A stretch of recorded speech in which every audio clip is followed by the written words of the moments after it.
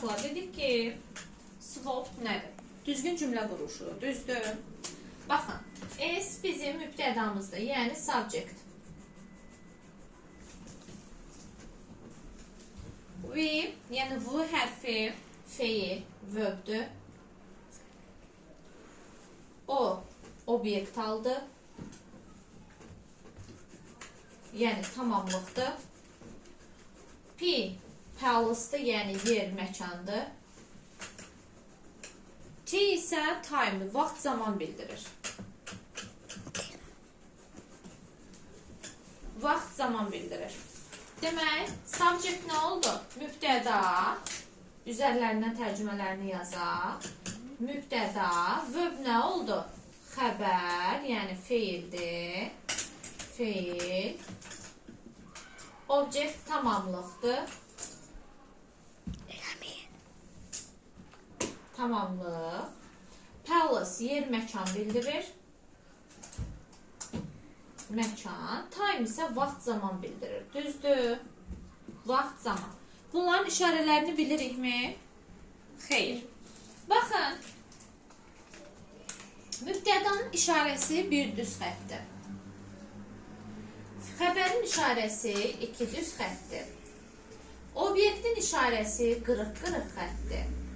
Tamam, yerin işarəsi isə bir dalğalı, bir düz xət. Vaxt, zaman bildirən ifadənin də xətti bir dalğalı, bir düz xətdir. İndi baxın, cümlədə time gələ də, yəni zaman, vaxt gələ də bilər, gəlməyə də bilər. Biz zamanı cümlədə verə də bilərik, verməyə də bilərik. Obyekt halda eynən gələ də bilər, gəlməyə də bilər. Yəni tamamlıq da gələ də bilər, gəlməyə də bilər. Məsələn, deyirəm ki, I go to school. I go to school every day. Və yaxud da ki, gəlin hər biri olsun, tamamlığı da qeyd edək. Məsəl üçün, I read a book in the library.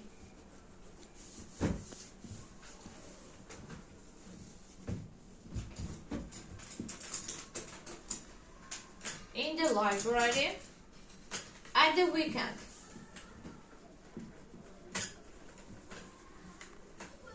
Mən kitabxanada həftə sonları kitab oxuyuram. Demək, bizim mübtədamız nə oldu? I. Tamam, xəbərimiz nə oldu? Yəni feilimiz nə oldu? Read. Obyektimiz nə oldu? Kitab.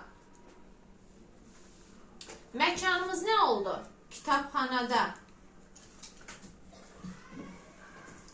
Nə zaman? Həftə sonları. Aydındır? Cümlə quruluşu aydın oldu? Elmir aydın oldu?